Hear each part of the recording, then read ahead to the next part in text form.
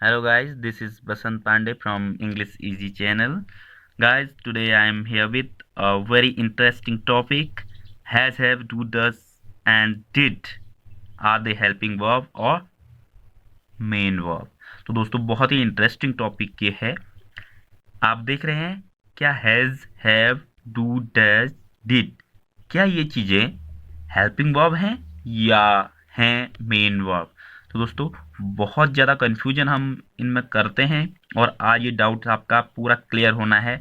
अगर आपने ये पूरा वीडियो देख लिया तो आप उसके बाद हैज़, हैव, डू, डज और डिड का यूज करना बहुत अच्छे तरीके से सीख जाएंगे और कहीं भी आपको लाइफ में कहीं भी कोई प्रॉब्लम नहीं होने वाली। तो guys let's move on to today's topic. दोस्तों डू और डज, सबसे पहले आप देख रहे हैं ये दोनों तरीके से हम इसका यूज करते हैं, हेल्पिंग वर्ब भी और मेन वर्ब भी।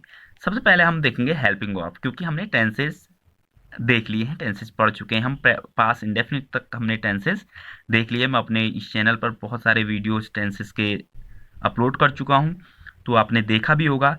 दोस्तों आपने देखा होगा डू और डज को हम हेल्पिंग वर्ब के तौर पर कब यूज करते हैं, जब सेंटेंस एक्शन सेंटेंस होगा।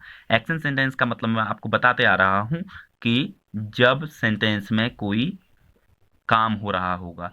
जैसे मैं स्कूल जाता हूँ, मैं स्कूल रोज जाता हूँ, तो आई गो टू स्कूल बोलता हूँ। जब मैं इसका नेगेटिव बनाता हूँ प्रेजेंट इंडेफिनिट टेंस में, तो तब मैं इसको लिखता हूँ I do not go to school daily, यानी कि I don't go to school. I don't go to school, यहाँ पे do not, so do helping verb के तौर पर यहाँ पर यूज हुआ है। दूसरा डज कहाँ पे यूज करते हैं हम, जब सब्जेक्ट सिंगुलर होता है, सिंगुलर नंबर सब्जेक्ट होता है शी, यहाँ पे आया है शी, तो शी क्या है, सब्जेक्ट है, सिंगुलर है, इसके साथ हम डज यूज करते हैं। She does not speak truth, वह सच नहीं बोलती है। तो प्रेजेंट इंडेफिनिट में ही इनका हेल्पिंग वर्ब के तौर पर यूज करते हैं डू और डज। और डू कैसे यूज करते हैं, जब वर्ब प्लूरल होगी और जब सब्जेक्ट प्लूरल होगा और आई के साथ भी हम इसको यूज करेंगे डू को, और जब सिंगुलर नंबर सब्जेक्ट होगा उसके साथ हम हेल्पिंग वर्ब के तौर पर डज का यूज करते हैं।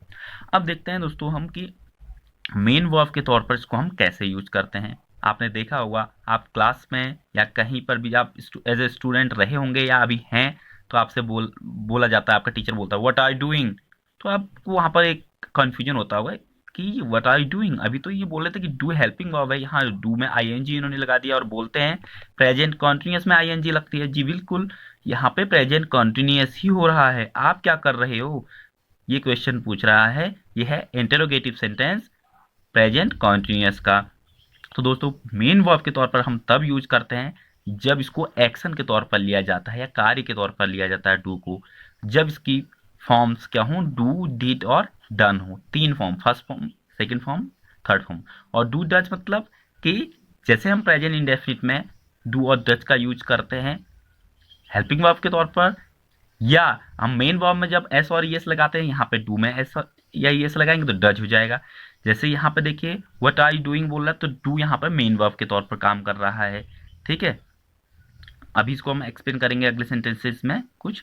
दूसरा आपको एक इंपेरेटिव सेंटेंस मैंने बताया था, यहाँ पे बोल रहा है डू योर होमवर्क, आपका टीचर बोलता है डू योर होमवर्क, आप अपना काम करो, अपना घर का काम करो या गृह कार्य करो, तो डू योर होमवर्क। तो ये भी बिल्कुल आपका करेक्ट हो गया, यानी कि डू यहाँ पे क्या है, एज अ वर्ब हमने यूज किया है। तीसरा सेंटेंस आप देख रहे होंगे, तीसरा है sir I have done my work. Sir I have done my work, sir मैंने अपना काम कर लिया है। तो क्या कह रहा है, आई सब्जेक्ट है, हैव हेल्पिंग वर्ब यहाँ पर हैव है, और डू की थर्ड फॉर्म आई है डन, यानी कि डू मेन वर्ब था, माई वर्क क्योंकि subject helping verb plus verb की थर्ड देन ऑब्जेक्ट होता है प्रेजेंट परफेक्ट। तो दोस्तों ये है प्रेजेंट परफेक्ट टेंस और ये बोल रहा है कि सर मैंने अपना काम कर लिया है या कर चुका हूँ, sir I have done my work. अगला देखिए क्वेश्चन पूछा जा रहा है पास्ट इंडेफिनिट में, क्योंकि डिड हेल्पिंग वर्ब के तौर पर पहले आ चुकी है। Did you do your work yesterday, क्या आपने कल अपना काम किया था, यस और नो का आंसर है, तो आप पास्ट इंडेफिनिट में ही बनाते हैं, yes I did my work, हाँ मैंने अपना काम कर लिया था। यस आई एम डूइंग, हाँ मैं कर रहा हूँ। तो दोस्तों डू और डज का प्रयोग हम तब करेंगे एक्शन के तौर पर या मेन वर्ब के तौर पर जब इसका मतलब कार्य करने से होगा, और ये टेंसेज में यूज हो सकता है। यानी कि हम इसका प्रेजेंट इंडेफिनिट बना सकते हैं, I do my work daily, ठीक है, she does her work daily, she is doing her work right now. तो इस तरीके से जब बनेंगे तो हम वहाँ पे बनाएंगे टेंसेस के तौर पर इनको यूज करेंगे। तो ये हम बोल देंगे डू डज और डिड हमारे क्या हैं यहाँ पर मेन वर्ब के तौर पर है। हेल्पिंग वर्ब के तौर पर हमने डू डज किसमें देख लिया था, प्रेजेंट इंडेफिनिट में। साथ ही हम अगर डिड को हेल्पिंग वर्ब करेंगे तो डिड आपने देखा होगा पास्ट इंडेफिनिट का हेल्पिंग वर्ब होता है। अगर आप अभी तक पुरानी वीडियोस नहीं देख चुके हैं तो कृपया आप मेरे जो चैनल है उस पर सब्सक्राइब करके पिछले वीडियोस भी आप देख लेंगे इंडेफिनिट। तो उनमें ये सारे वीडियोस को मैं अलग अलग तरीके से एक्सप्लेन कर चुका हूँ कहाँ पे हेल्पिंग वर्ब कैसे यूज करनी है। ठीक है दोस्तों, अब हम चलते हैं अपने अगले टॉपिक की तरफ जो है हैज़ और हैव का यूज। तो हैज़ और हैव का यूज कैसे होता है आप तो ये तो पहले से ही देख चुके हैं, क्योंकि प्रेजेंट परफेक्ट टेंस आपने पढ़ा। प्रेजेंट परफेक्ट टेंस में हमने देखा था कि हैज़ और हैव हमने हेल्पिंग वर्ब के तौर पर लिया था। तो देखते हैं हैज़ और हैव को भी हम दो तरीके से ले सकते हैं, यानी कि हैव मेन वर्ब यहाँ पर हैव है, जैसे डू मेन वर्ब थी यहाँ पे भी हैव है। तो हेल्पिंग वर्ब के तौर पर आप प्रेजेंट परफेक्ट टेंस में आपने देखा एक्शन सेंटेंसेस में इसको हम हेल्पिंग वर्ब के तौर पर यूज करते हैं। I have not gone to school yet, मैं अभी स्कूल नहीं गया हूँ, ठीक है, हैज़ हैव के साथ वर्ब की थर्ड फॉर्म। ठीक है, she has not taken breakfast, उसने अभी अपना नाश्ता नहीं किया है। तो यहाँ पे हेल्पिंग वर्ब हैज़ है और नॉट है वर्ब की third form, subject helping verb then verb की थर्ड फॉर्म। अगर नेगेटिव है तो नॉट यूज होता है। अब हम देखते हैं हम इसको हम मेन वर्ब के तौर पर हैज़ और हैव को कैसे लेते हैं। दोस्तों जब इसका मतलब होता है पास होना, जैसे मेरे पास एक पेन है, आई हैव अ पेन, और इसकी फॉर्म होंगी वर्ब की हैज़ हैव हैड, तीन फॉर्म्स की होंगी। ठीक है, यानी कि ये फर्स्ट फॉर्म हो गया हैव, हैड सेकेंड हो गया, थर्ड भी इसका हैड फॉर्म होगा। आई हैव अ पेन, मेरे पास एक कलम है। अब दोस्तों यहाँ पर हैव हेल्पिंग वर्ब नहीं है, ये मेन वर्ब है, सब्जेक्ट वर्ब की फर्स्ट फॉर्म, यानी कि हैव का मतलब यहाँ क्या हो गया, पास होना है, इसलिए मेन वर्ब होगी यानी कि एक्शन वर्ब होगी। अब हेल्पिंग वर्ब क्या होगा, आई हैव अ पेन, इसको हम प्रेजेंट इंडेफिनिट हो गया क्योंकि वर्ब की फर्स्ट फॉर्म आई है। तो इसका मतलब है कि अब हेल्पिंग वर्ब क्या होगा, डू होगा, इसीलिए हमने यहाँ लिख दिया I do not have a pen, I don't have a pen. ठीक है, इसलिए ये हो गया I don't have a pen.